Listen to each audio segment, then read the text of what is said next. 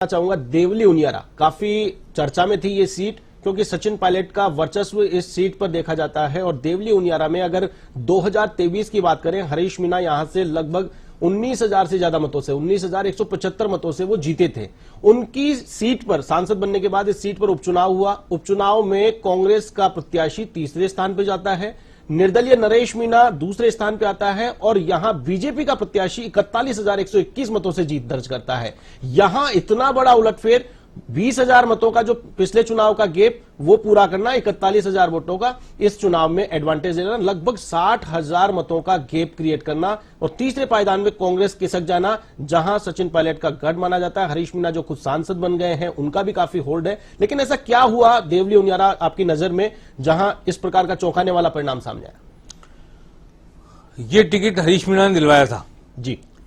क्यों दिलवाया, कैसे दिलवाया, इसके लिए तरह तरह की बातें राजनीति के गलियारों में गूंज रही हैं जी। उस पर मैं जाना नहीं चाहता। लेकिन नमो नारायण मीणा, उनके बड़े भाई यहां से सांसद रहे और केंद्र में मंत्री रहे। उन्होंने कहा कि मेरे भाई ने, छोटे भाई ने मेरे को धोखा दिया जी, वरना मैं यहां से एमएलए बन के जीत के जाता जी। तो अब नमो नारायण मीणा राजस्थान के डीजी पुलिस रह चुके हैं, सांसद रह चुके हैं, केंद्रीय मंत्री रह चुके हैं, फिर भी मन नहीं भर रहा जी। अभी भी वो विधायक बनने को उतारू। और छोटे भाई के द्वारा डिच किया जाना बता रहे हैं, छोटा भाई सांसद बन गया। ये दोनों भाई डीजीपी रहे राजस्थान पुलिस में जी। और ये पॉलिटिकल लीडर नहीं है। मैं इसको बहुत जिम्मेदारी से कहता हूं इस बात को। They are not political leaders by virtue of activity, और जो परिस्थिति बन जाती है जी, उसकी वजह से जीत के संसद में पहुंच जाते हैं ये, जी। ठीक है ना। और इस बार अग्नि परीक्षा सचिन पायलट की थी जी। सांसद बने हुए हरीश मीणा की परीक्षा थी। टिकट हरीश मीणा ने दिलाया, सचिन पायलट की उसमें सहमति नहीं थी जी।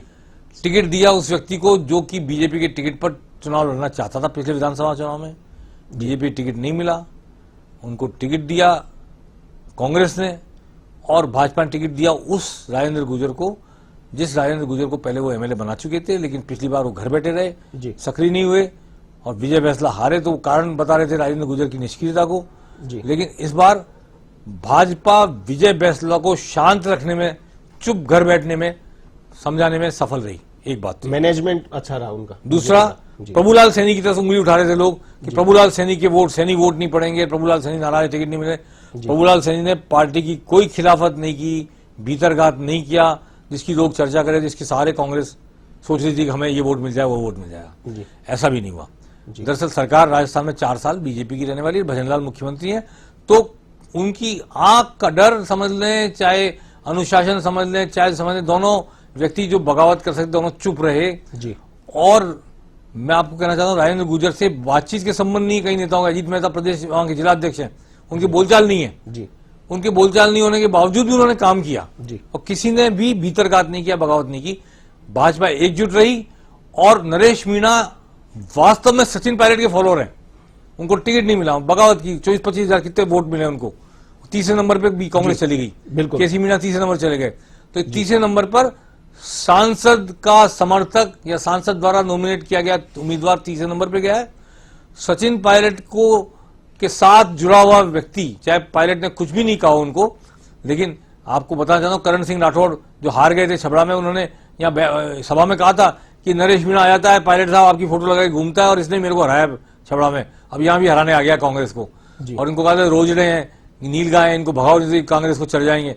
तो वो वास्तव में कांग्रेस को का सफाया होने के पीछे देवली में नरेश मीणा बड़ा कारण है। नरेश मीणा के थप्पड़ मारने वाले कार्यक्रम प्रोग्राम से बहुत जबरदस्त उस दिन आक्रोश देखने को मिला जी। क्षमा करें जी। लेकिन उसकी वजह से वो एक, उनकी जो मीणा समाज है जी, उसमें एक नायक सा बन गया वो, और लोग उसको जूनियर किरोड़ी तक कहने लग गए जी। तो इस वजह से वो वोट जो किस्तूर चंद को जा सकता था मीणा को, कांग्रेस का होने के बावजूद, वो नरेश मीणा की तरफ शिफ्ट भी हो गया और नरेश मीणा को नायकत्व मिल गया एकदम जी। तो उस नायकत्व के लाभ से वो आगे आया और किस्तूर चंद मीणा को पीछे खदेड़ दिया। और डिवाइडेड कांग्रेस यूनाइटेड बीजेपी का मुकाबला न कर सकती थी, न कर सकती है जी। इसलिए जीते 40,000 से ज्यादा वोटों से राजेंद्र गुर्जर। राजेंद्र गुर्जर की जीत बहुत पहले हमारे एक बहुत ही जानकार हैं बीजेपी के, वहां पर उन्होंने मुझे 30,000 वोटों से जीत बताई थी, तो मैं उसको बहुत हल्के में ले रहा था इस बात को उस समय 15 दिन पहले जब उन्होंने 30,000 की बताई थी। मैं 10 से 15 हजार की जीत मानता था, लेकिन वाकई जबरदस्त जीत हुई है, इसमें कोई दो राय नहीं राजेंद्र गुर्जर की। वो पहले भी विधायक रह चुके हैं। जी।